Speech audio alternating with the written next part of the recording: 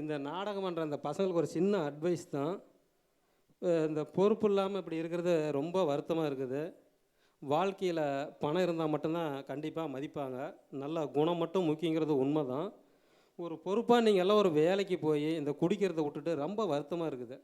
தயவுசெய்து இதை விட்டுட்டு ஒரு வேலைக்கு போய் என் குடும்பத்தை பாருங்கள். இது என்னுடைய தாழ்மையான வேண்டுகோளாகவே நான் சொல்கிறேன்.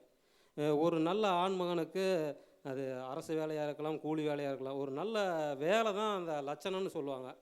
அழகோ சிகப்பாக இருக்கிறதோ அதெல்லாம் செகண்டு தான். இருக்கிற வேலையில் நல்லா பயன்படுத்திக்கிட்டு அந்த குடும்பத்தை பார்த்துக்கிறதா ஒரு நல்ல ஆண்மகளுக்கு அழகுன்னு நான் நினைக்கிறேன்.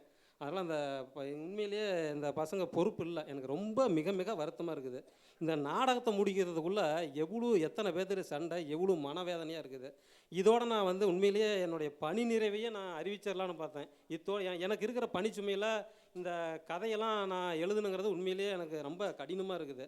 இருந்தாலும் இந்த பசங்களுடைய வேண்டுகோளுக்காக இரவு பகல் பாராமல் நான் அலுவலகம் சென்றுட்டு இரவில் எத்தனையோ 12 மணி வரை இப்போலாம் பார்த்தீங்கன்னா கும்பாபிஷேகத்தை தான் நாடகம் போட்டிருந்தோம். இந்த 3 மாத காலத்திற்குள் இந்த கதையை முழுமையாக சிறப்பாக நடத்தி எழுதி கொடுப்பதற்குள் நான் பட்ட கஷ்டங்கள் எனக்கு மட்டும்தான் தெரியும்.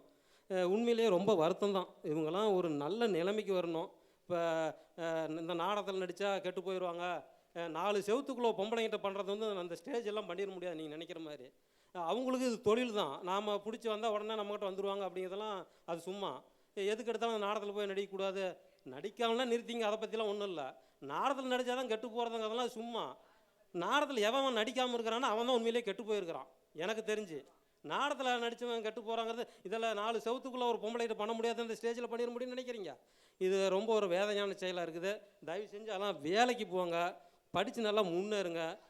குடித்து ஆல்ரெடி சுரேஷ் இறந்ததை அந்த துயரத்தையே நம்ம இன்னும் மீள முடியல. இன்னும் எத்தனை நாளைக்கு தான் நீங்கள் இந்த இருட்டுக்குள்ளே இருப்பீங்கன்னு தெரியல. இப்போ நானாக இருந்தாலும் சரி, யாராக இருந்தாலும் சரி, உங்களை பார்த்து வருத்தப்படுவேன், கண்ணீர் விடுவேன், அவ்வளோதான் முடியுமே தவிர பண உதவி யாருமே செய்ய மாட்டாங்க. அதனால் நல்ல வேலைக்கு போய் முன்னேறி ஒரு நல்ல வாழ்க்கையை அமைச்சுங்க அப்படிங்கிறது என்னுடைய தாழ்மையான வேண்டுகோளாக இந்த இடத்துல நான் பதிவு பண்ணுறேன். எனக்கு மீண்டும் மீண்டும் வாய்ப்பளித்த இந்த நாடக மன்றத்திற்கு என் உயிர் உள்ளவரை எப்பொழுதும் நான் நன்றி கடன் பட்டிருக்கிறேன் என்பதை மிக்க நன்றியோடு தெரிவித்துக் கொள்கிறேன். நன்றி, வணக்கம்.